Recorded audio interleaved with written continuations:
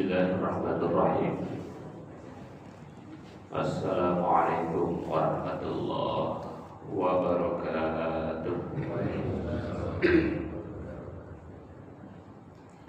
Alhamdulillah alladzi ja'alana minal muslimin wal mu'minin wal muhsinin wal qanitin was sabirin wasyakirin wal khashi'in wal mutasaddiqin was-shaimin wadh-dhakirin wal qari'in. Asyhadu an la ilaha illallah wahdahu la syarika lah wa asyhadu anna Muhammadan abduhu wa rasuluhu la nabiyya ba'dah. Allahumma shalli wa sallim ala nabiyyina Muhammadin wa ala alihi wa ashabihi ajma'in. A'udzu billahi minasy syaithanir rajim. Bismillahirrahmanirrahim. Inna fi khalqis samawati wal ardh wa ikhtilafil laili wan nahari ayatin li ulil albab alladzina yadhkuruna Allaha qiyaman wa qu'udan wa 'ala junubihim yatafakkaruna fi khalqis samawati wal ardh rabbana ma khalaqta hadza batilan subhanaka faqina adzabannar. Sadaqallahul azim. Puji syukur kita panjatkan hanya kepada Allah Maha Ghafur yang telah memberikan nikmat kepada kita semua, terutama nikmat iman dan Islam, dan juga nikmat kemerdekaan. Insya Allah besok tanggal 17 Agustus kita akan merayakan kemerdekaan, dan itu adalah nikmat besar dari Allah Subhanahu wa Ta'ala. Betapa besarnya nikmat itu kita merasakan, misalnya saudara-saudara kita di negara Palestina itu merasakan betapa malangnya mereka karena mereka belum mendapatkan kemerdekaan. Jadi kalau kita ingin lihat betapa besarnya nikmat merdeka, sering-seringlah nonton atau berita-berita, ya, menyaksikan berita-berita mereka-mereka yang belum merdeka. Para bapak, ibu, hadirin jemaah kuliah subuh yang dirahmati Allah, salawat dan salam mudah-mudahan selalu tercurah kepada Nabi besar Muhammad Sallallahu Alaihi Wasallam. Beliau adalah manusia memang yang dalam hidupnya memperjuangkan kemerdekaan, baik kemerdekaan secara fisik maupun non fisik, kemerdekaan jasmani maupun rohani. Karena manusia itu tidak hanya kemerdekaan fisik, tapi juga ada kemerdekaan rohani. Hakikat daripada iman Islam itu adalah kemerdekaan baik secara fisik maupun non fisik. Oleh karena itu di pagi hari ini saya ingin mencoba membahas satu judul, membangun jiwa patriotik, mengintegrasikan spirit nasionalisme, rasionalitas dan iman. Para bapak ibu jamaah yang berbahagia, pada bulan Agustus ini kita diingatkan bagaimana perjuangan para pahlawan kita, ya, orang tua kita.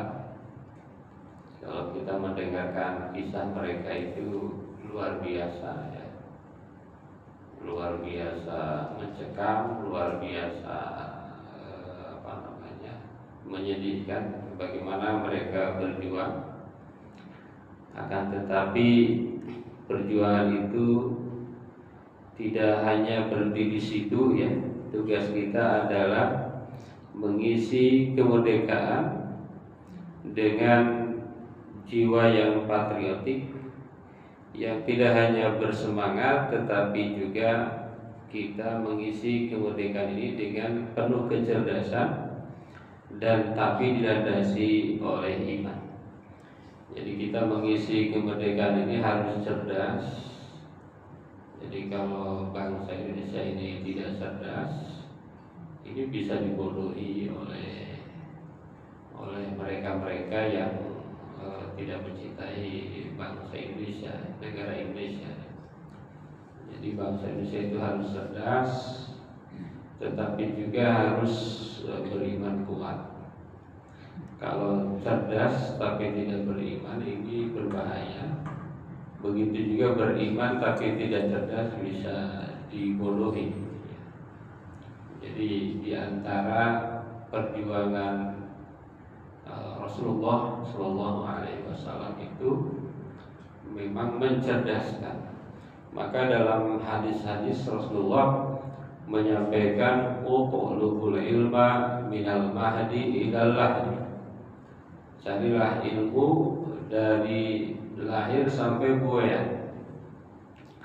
Jadi mencari ilmu itu tidak berhenti karena kita sudah tidak sekolah, tetapi kapanpun dimanapun sesungguhnya kita disuruh mencari ilmu. Kenapa kita disuruh mencari ilmu? Karena kita agar hidupnya itu damai, bahagia.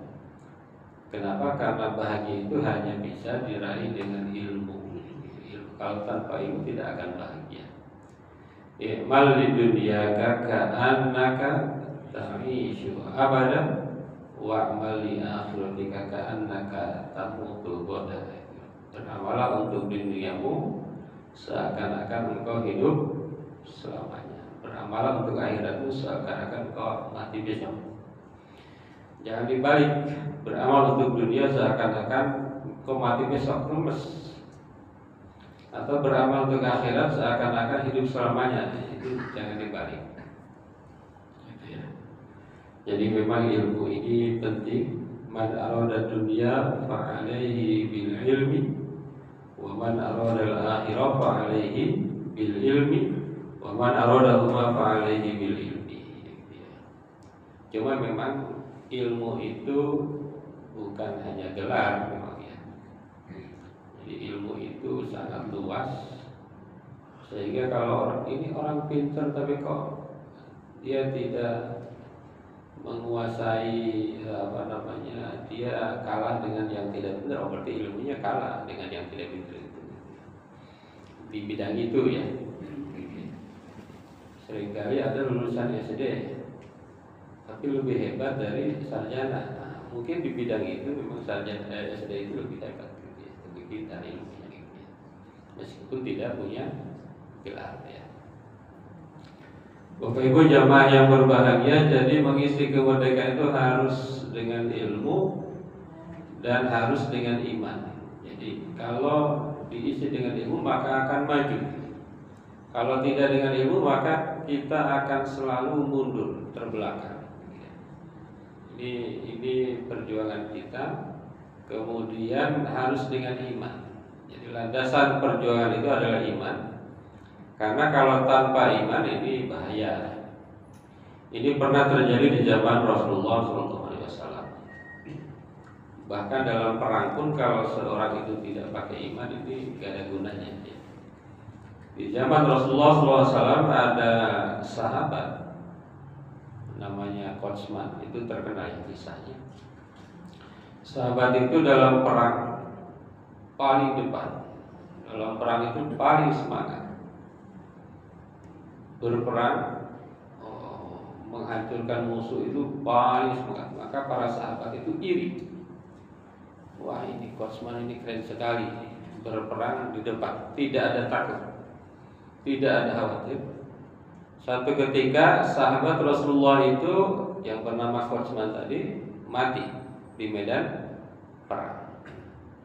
Lalu para sahabat setelah perang diskusi ngobrol ya, waduh ini beruntung sekali ya, ini sahabat kita yang bernama Kotsman.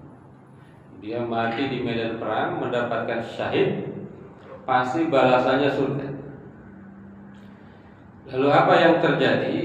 Tiba-tiba Rasulullah lewat dan Rasulullah bilang, sesungguhnya Kotsman itu adalah ahli neraka. Jadi dia berjuang untuk berperang di jalan Allah, tapi masuk neraka. Lalu para sahabat kagetlah, kok bisa? Orang yang berperang di jalan Allah, kok masuk neraka? Gimana yang nggak berperang gitu kan?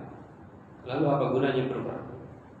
Lalu Rasulullah menjelaskan para sahabat, kenapa Kotsman yang kelihatannya ahli surga, kelihatannya orang yang berjihad di jalan Allah, tapi dia masuk neraka. Karena ada dua alasan. Yang pertama nih, niat Kotsman dalam berperang itu bukan atas nama agama, tidak karena Allah, tidak ada iman, tetapi hanya membela kaumnya. Ini makanya kita ini harus tahu bahwa memperjuangkan kemerdekaan itu landasannya iman. Jadi bukan hanya memperjuangkan kemerdekaan, tapi kita nggak ngerti bahwa memperjuangkan kemerdekaan itu adalah bagian dari nilai-nilai Islam, gitu ya. Itu harus ngerti kita. Harus ngerti betul bahwa memperjuangkan kemerdekaan itu ada dalilnya, ada ketentuannya, ada pahalanya, ada perintahnya. Yang kedua, kata Rasulullah, alasan yang paling kuat adalah bahwa Kotsman itu mati bukan terbunuh oleh lawan, bukan dibunuh oleh lawan, bukan terkena sabetan pedang lawan, tetapi Kotsman bunuh diri. Kenapa bunuh diri? Karena ketika Kotsman ini kulitnya terluka, dia merasakan sakit. Tersabat oleh musuh, dia merasakan sakit luar biasa. Kemudian Kotsman menusukkan pedangnya ke dadanya sendiri. Jadi matinya Kotsman bukan karena berperang, tetapi karena bunuh diri. Makanya ini hati-hati, memang iman ini fondasi. Hadirin jamaah yang berbahagia, para ibu, para bapak yang dirahmati Allah, ada beberapa poin yang ingin saya sampaikan.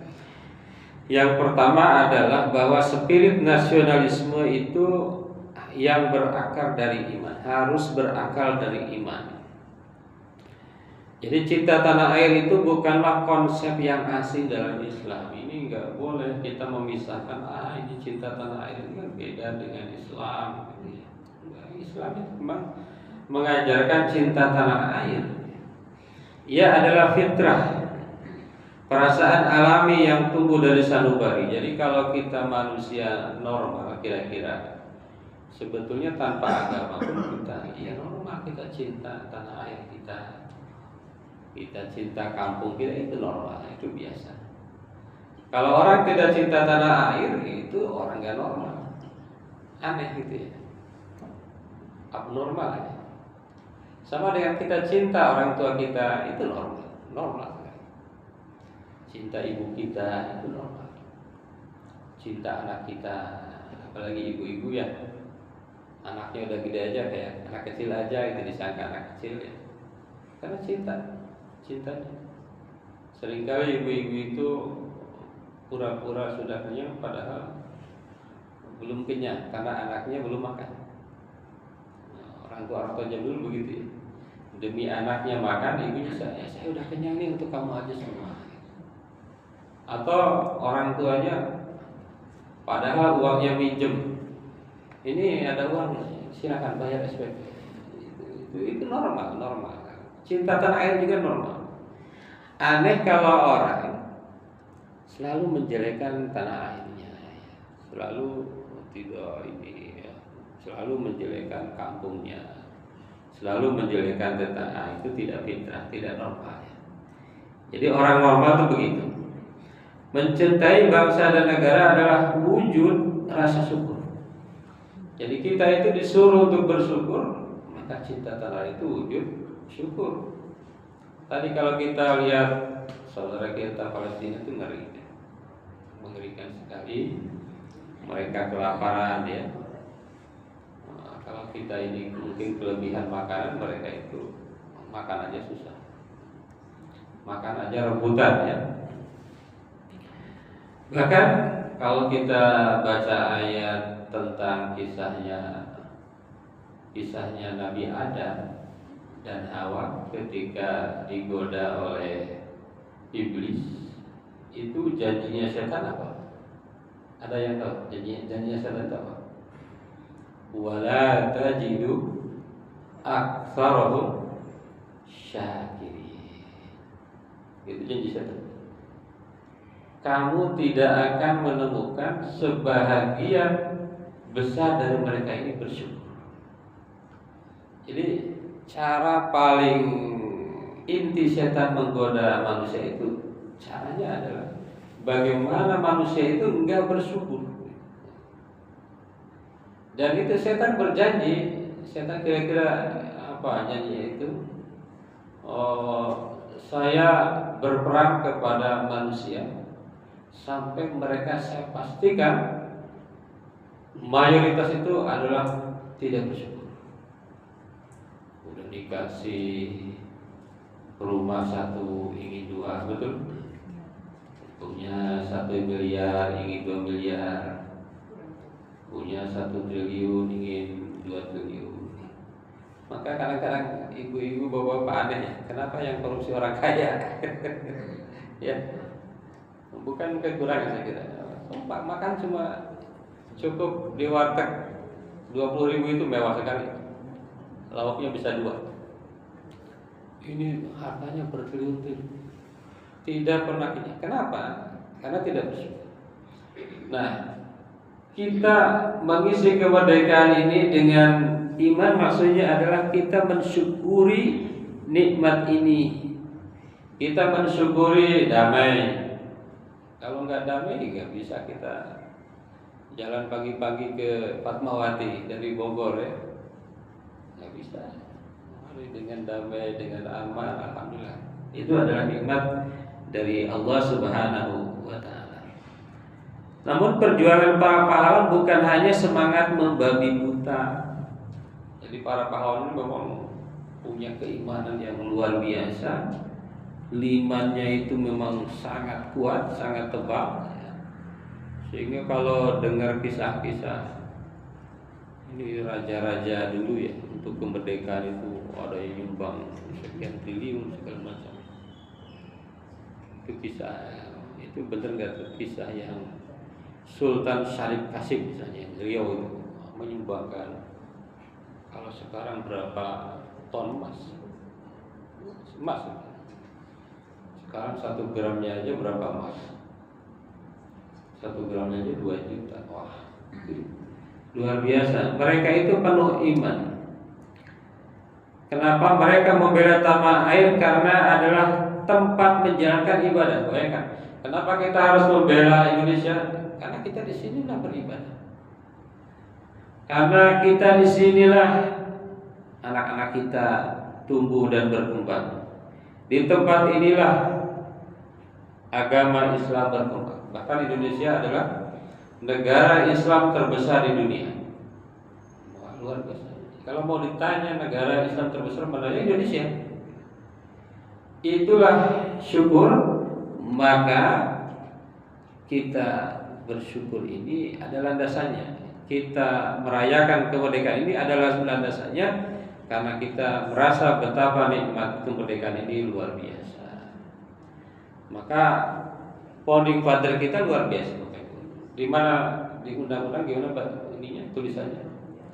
Atas berkat rahmat Allah yang Maha Kuasa.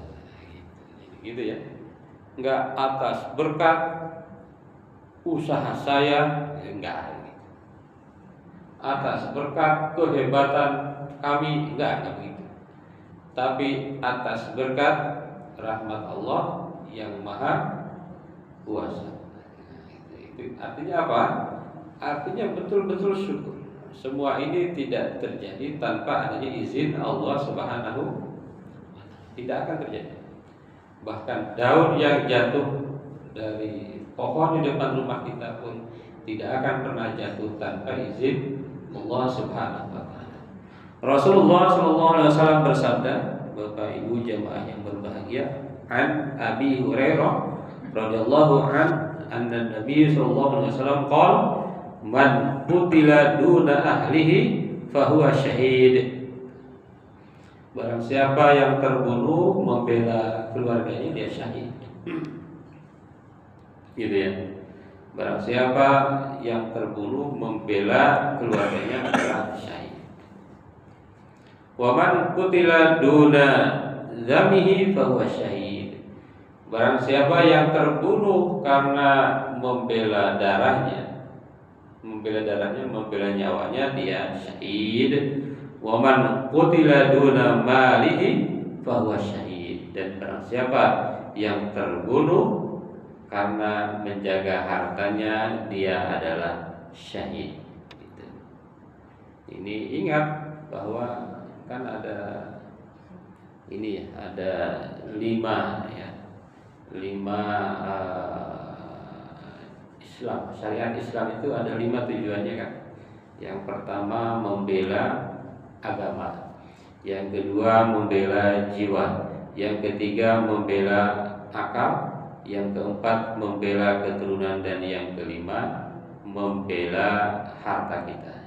Ada qawaid syariah ya. Qawaid syariah ada 5. Jadi basis kenapa kita melakukan pembelaan karena agama itu hakikatnya menjaga 5 ya. Itu ya. Qawaid syariah al-khas. Hadirin jamaah yang berbahagia, yang kedua rasionalitas sebagai alat membangun bangsa. Jadi membangun bangsa ini jangan kita ini, mohon maaf, kadang-kadang terlalu banyak mitos-mitos. Nah, kira-kira gitu ya. Membangun bangsa itu harus pakai rasionalitas. Tidak cukup kita dengan mitos-mitos. Kita harus pakai akal, kita harus pakai pengetahuan, kita harus pakai perencanaan yang matang. Karena Islam itu betul-betul menjaga rasionalitas. Ada ayat yang berbunyi, ya ayyuhalladzina amanu taqullaha wal tanzur nafsum ma qaddamat lighad. Jadi umat Islam itu dituntut untuk merencanakan apa yang akan dilakukan. Kemarin saya baca di YouTube, ini yang menyampaikan bukan muslim ya. Dia bilang ciri-ciri orang sukses itu bangunnya pagi. 1, bangunnya pagi itu ciri orang sukses ya. Ciri orang sukses dunia akhirat pastinya. Kalau kita orang Islam ya sukses dunia akhirat itu bangunnya pagi. Tapi katanya tidak cukup bangun pagi yang punya tujuan yang jelas. Jadi ketika kita bangun pagi, tidak asal bangun pagi, gitu. Tapi ada tujuan yang jelas. Misalnya ibadah kita hari itu apa? Target kita kerja apa? Belajar kita apa? Hafalan kita apa? Jadi nggak ada kata terlambat, termasuk menghafal ayat-ayat suci Al-Quran. Dan itu banyak buktinya. Di atas 60 tahun bisa menghafal Quran nggak masalah, banyak. Dan itu akan membuat ini ya, awet tidak pikun, aman dari pikun. Kalau kita menghafal ayat-ayat di zaman modern, menurut saya yang harus dihafal itu hanya Quran dan hadis saja. Kalau yang lain nggak perlu dihafal. Nomor HP nggak usah dihafal gitu ya. Kita di search aja kan. Nah, sesuai nama. Kalau diapalin yang paling nomor istrinya aja jangan sampai lupa ya. Nomor suaminya jangan lupa. Nah, ayat Quran. Udah yang lain mah nggak usah dihafal ya. Nggak perlu dihafal. Baik, jadi Islam menjunjung tinggi rasionalitas, perjuangan melawan kebodohan, kemiskinan, ketertinggalan merupakan bagian dari jihad. Jadi jangan mau diobok-obok nih. Atas nama jihad orang lagi negara damai malah jihadnya perang, salah. Kalau negaranya damai, ya jihadnya bukan perang, melawan kebodohan, melawan kemiskinan, melawan ketertinggalan. Gitu. Ini Quran jelas sekali. Misalnya tadi ayat yang dibacakan, Inna fi khalaqis samawati wal ardi wa ikhtilafil laili wan nahari la ayatil li ulil albab. Kata Al-Quran, umat Islam itu harus cerdas. Cerdas itu apa? Selalu berpikir tentang penciptaan langit dan bumi. Bapak Ibu jamaah, saya beberapa hari lalu ada tugas ke Semarang, di UIN Semarang. Saya diajak nonton planetarium. Di planetarium, oh ternyata itu kita bisa melihat betapa keagungan Allah Subhanahu wa ta'ala ya. Kelihatan di planetarium itu seperti apa gambaran galaksi-galaksi di dunia ini ya. Kita itu kecil ya. Kita itu sangat kecil dan kita ini masih awam, sangat awam. Sangat awam. Misalnya jarak antara bumi dan matahari aja bisa jutaan kilometer. Ini Indonesia Arab aja paling berapa kilo? Kalau kita umroh berapa kilo? Sekitar 8.000 ya. Berapa kali umroh jaraknya? Luar biasa. Dan itu yang kita tahu baru sedikit. Baru sedikit. Alladzina yadhkurunallaha qiyaman wa qu'udan. Orang-orang yang cerdas itu orang-orang yang selalu ingat kepada Allah dalam keadaan berdiri, dalam keadaan apapun, dalam keadaan duduk. Wa ala junubihim wa yatafakkaruna fi khalqis samawati wal ard. Rabbana ma khalaqta hadza batila subhanaka faqina adzabannar. Itu. Jadi memang kita itu diperintahkan untuk terus menggali. Cuma memang semakin modern, semakin tidak mungkin semua kita tahu, maka ada bidang-bidang atau spesialis-spesialis masing-masing. Bapak Ibu jamaah yang berbahagia, yang terakhir yang disampaikan adalah bahwa iman adalah penggerak dan fondasi utama kita, bahwa kita mengisi kemerdekaan ini itu harus landasannya iman. Karena tidak sedikit, ini mohon maaf ya, kadang-kadang ya kita mengisi kemerdekaan dengan acara-acara yang tidak berbasis iman. Kadang-kadang ya, tentu bukan kita ya, tentu ada sebagian. Nah, ini harus hati-hati bahwa semua itu harus dilandaskan dengan iman. Ini udah dikasih merdeka malah diisi dengan sesuatu yang tidak berlandaskan iman ya. Maka Allah Subhanahu wa ta'ala berfirman, wa qul i'malu fasayarallahu a'malakum wa rasuluhu wal mu'minun. Kata Allah, silakan kalian beramal. Terserah. Mau isi kemerdekaan dengan apa ya terserah Anda. Apakah Anda bersyukur atau malah kufur ya terserah Anda. Fasayarallahu a'malakum, tapi nanti Allah akan melihat. Allah akan mencatat. Wa rasuluhu, nanti Rasulullah akan melihat. Malu kita nanti. Wal mu'minun, nanti orang-orang yang beriman di akhirat itu akan melihat. Pampangkan ini, dikasih merdeka malah diisi dengan santai-santai. Harusnya dikasih merdeka itu diisi dengan semakin mendekatkan diri kepada Allah, dengan mengisi kemerdekaan membangun bangsa agar bangsa Indonesia menjadi bangsa yang semakin makmur. Anda ditugaskan menjadi pemimpin, tapi Anda malah korupsi.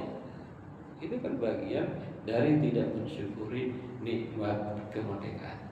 Yang lebih ngeri lagi, wasaturadduna ila alimil ghaibi wasyahadah fa yunabbiukum bima kuntum ta'malun. Nanti kalian akan dikasih tahu nih, ini Anda dulu udah 80 tahun merdeka, tapi kamu malah santai-santai, tidak sadar bahwa kemerdekaan ini adalah berkat doa dan perjuangan para pahlawan dan orang tua kita.